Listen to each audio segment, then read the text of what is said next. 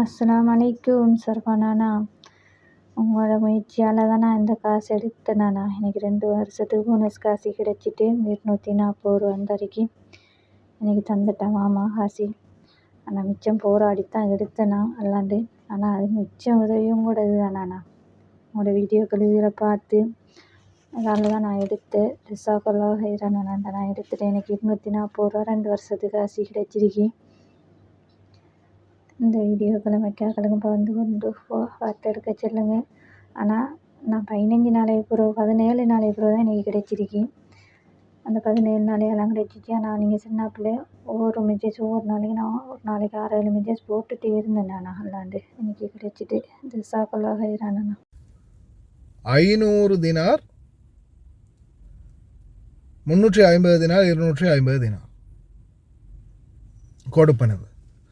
அஸ்ஸலாமு அலைக்கும் வரஹ்மத்துல்லாஹி வபரகாத்துஹு. அன்பார்ந்த அனைத்து உறவுகளுக்கும் இனிய இரவு வணக்கம்.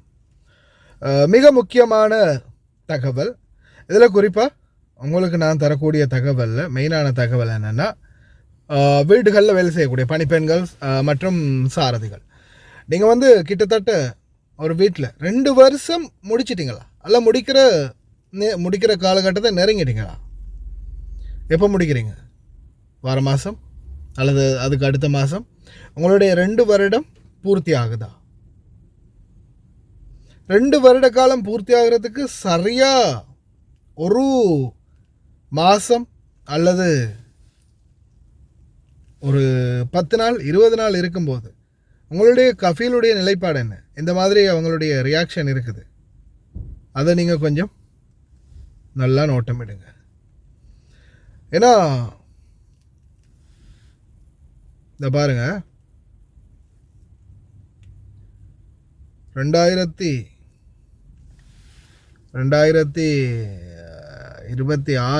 1ஆம் மாதம் 28ஆம் தேதி 1ஆம் மாதம் 28ஆம் தேதி அக்காமா முடியுது. இன்னைக்கு உதாரணத்துக்கு எடுத்துக்கிட்டால் 18ஆம் தேதி.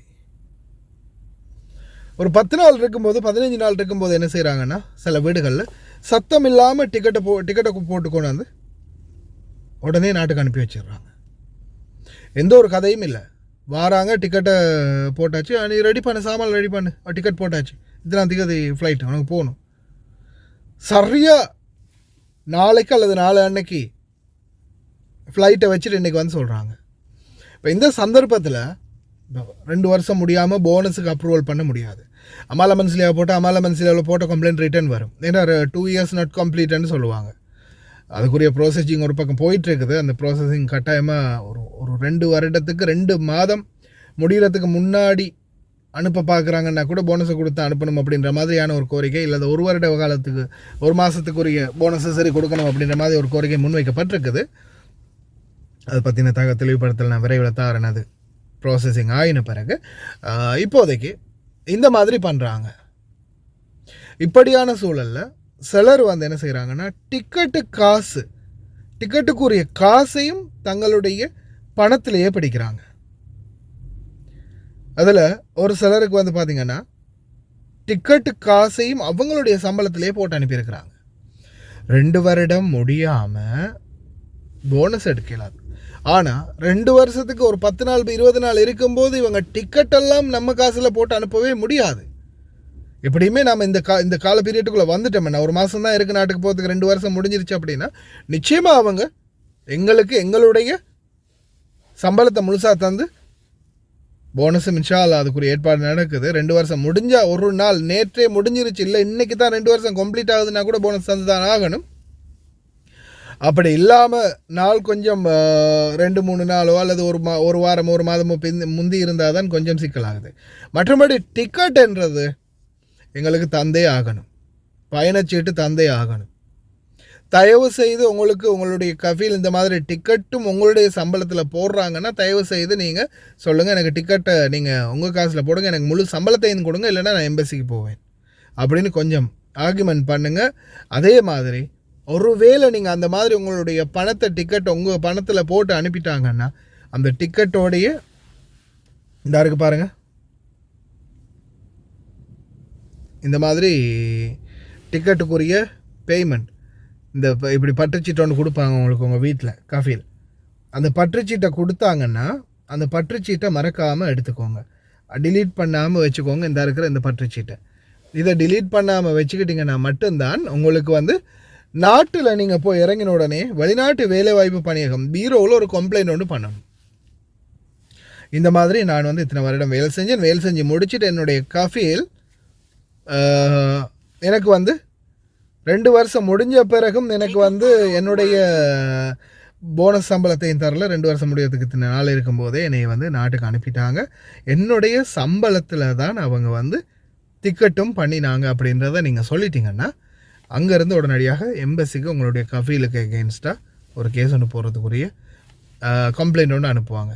அது அமால மன்சிலியாவுக்கு தெரிவித்து அதுக்கு பிறகு கஃபீலுக்கு வந்து ஒரு பனிஷ்மெண்ட்டோ அல்லது அவருக்கு பணிப்பெண் எடுக்க முடியாத மாதிரியோ அல்லது உங்களுடைய அந்த டிக்கெட் பணத்தை சரி மீட்டு தரத்துக்குரிய ஏற்பாடு பண்ணுவாங்க. அதை ஞாபகம் வச்சுக்கோங்க. அதை டிக்கெட்டை மறக்காமல் வச்சுக்கோங்க. டிக்கெட்டும் பேமெண்ட் பண்ணினா அந்த அந்த ரிசிப்ட் தான் முக்கியம். அதே போல் இந்த பாருங்கள், அரசு நிறுவனங்களில் மேற்பார்வை மற்றும் தலைமை பதவிகளுக்கு சிவில் சர்வீஸ் கமிஷன் நிதி சலுகைகளை அங்கீகரிக்கிறது. அமைச்சின் துணை செயலாளருக்கு 500 தினாரும் உதவி துணை செயலாளருக்கு 350 தினாரும் மற்றும் பணி நியமன காலம் முழுவதும் இயக்குநர்கள் ஜெனரல்களுக்கு 250 தினாரும் கொடுப்பனவாக வழங்குகின்றன.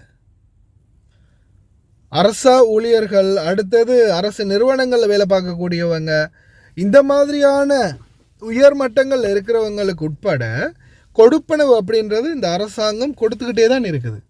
ரெகுலராக அவங்க கொடுக்க வேண்டிய அந்த கொடுப்பனவை கொடுத்துக்கிட்டே தான் இருக்கிறாங்க. ஆனால் எங்களுடைய இந்த வீட்டு தொழிலாக அவங்களுடைய கக்கா போனத்தை கழுவுறதுலேருந்து அவங்க தின்ற குடிக்கிறதுலேருந்து பேல்ற பாத்ரூம் வரைக்கும் சொல்ல போனால் அவங்களுடைய வீட்டையே நாம தான் ஒரு நல்ல நிலைமையில் வச்சுருக்கோம் அப்படின்னு சொல்லலாம்.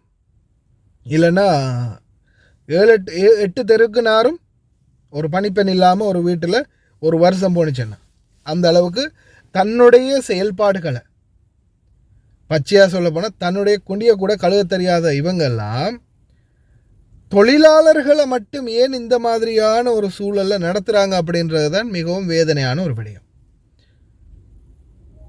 இந்த மாதிரியான சூழலில் தான் எங்களுடைய தொழிலாளர்களுடைய நிலைமை போயிட்டு இருக்குது.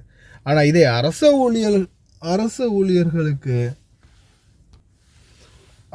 ஊழியர்கள்லேருந்து தனியார் நிறுவனங்கள்லேருந்து எல்லாருக்குமே இந்த கொடுப்பனவு அப்படின்றத அங்கீகரிக்கிற இந்த அரசாங்கம் ஏன் எங்களுடைய தொழிலாளர்களுடைய இந்த கொடுப்பனங்களை பற்றி சரியான ஒரு பப்ளிஷிங் ஒன்று பண்ணுறாங்க இல்லை.